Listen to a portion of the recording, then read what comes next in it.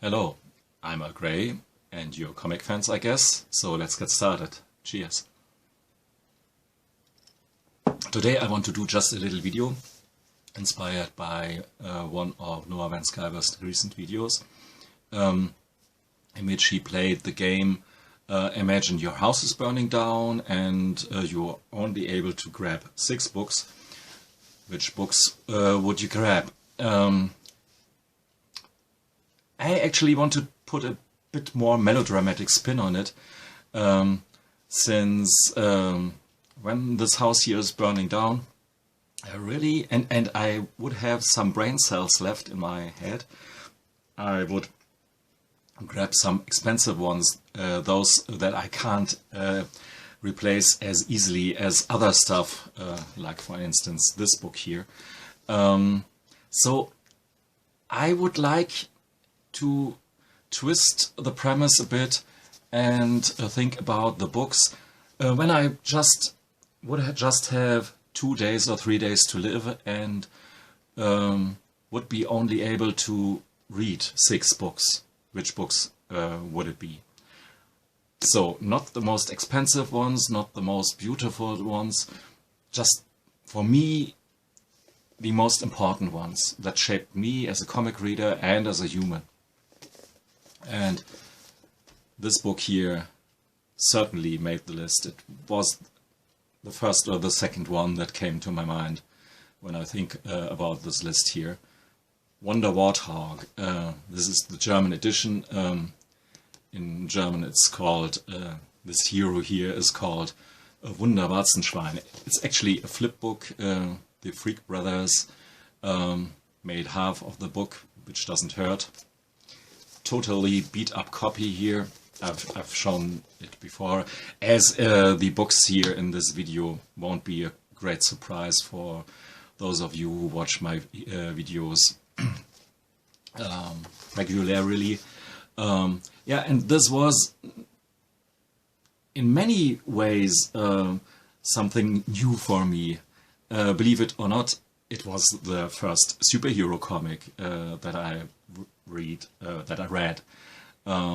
because Superman was just silly for me, my 10 or 11 or 12-year-old me, whenever I discovered this book here. But the silliness in this book here, this was really my cup of tea. Triggered my imagination, sort of. As, of course, Donald Duck did, always. And somehow I really very soon realized the special quality of Karl Barks' storytelling and art. He just draws a Donald like no other, this little duck that is bursting with temperament and stuff. And of all my collected editions, I picked this here. I could easily grab another one if the flames are tickling on my feet. But this collected edition, volume 4, contains Lost in the Arns, one of my favorite, if not the favorite story, not just of me, I guess it's many people's favorite. So I grabbed that one. Next one is a bit special. Lorenzo Mattotti, The Man at the Window. Der Mann am Fenster. A beautiful hardcover. I guess it was one of the first instances when I grabbed a comic book that was just a serious and literature-looking book. And the subject in it dealt about love, about emotion. So this is stuff that I read later on in my early 20s. Maybe I was 19. I can't pinpoint the date exactly, but I read it again and again. And it's Lorenzo Mattotti is famous, and rightfully so, for his colored comics and colored artwork. But this stuff here how he uses the lines in a very poetic way, how the pictures and the text work together. In a very elementary yet refined way, very subtle but very gripping. I mean, Lorenzo Mattotti is great, but yeah, Love and Rockets. This is where my Love and Rockets mania started. The Death of Speedy, the German edition, beautiful book by Reprodukt.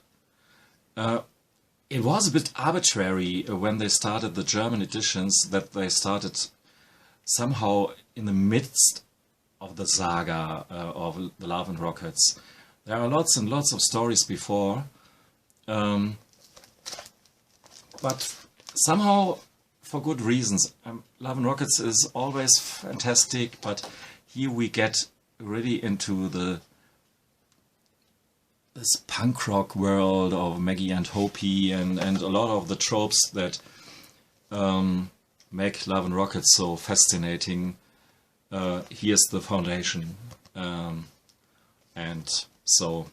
it was just my first Love and Rockets book, so it has to be taken with me even when all the other stuff is burning down behind me. A bit similar is this book here, the German edition of A Velvet Glove Cast in Iron. The German title is Wie ein samtner Handschuh in eisernen Fesseln. But regardless the language, it's the same Daniel Klaus weirdness, dealing with very adult themes, and so yeah, the story here in all its weirdness and all its out there-ness was really eye-opening for me. So this was book number 5. So you may wonder, where are the Möbius, where are the Jacques Tardis? 6 books, you know. And when I have to, when es hart auf hart kommt, sagt der Deutsche, then it has to be just one book, The Night of Philippe Drouillet. It's a metaphor. The story is kind of stupid, but brutally stupid. Just an outcry against the injustice of the universe because his wife died. And this subtext makes this book, just puts it on such a high level that I can't really find the words for it, because it's a beautiful colored freak out of a comic, but this personal touch really makes it for me just one of the greatest pieces of literature. So well, these are my 6 books. What are yours? Please tell me. Thanks for listening and watching. Goodbye.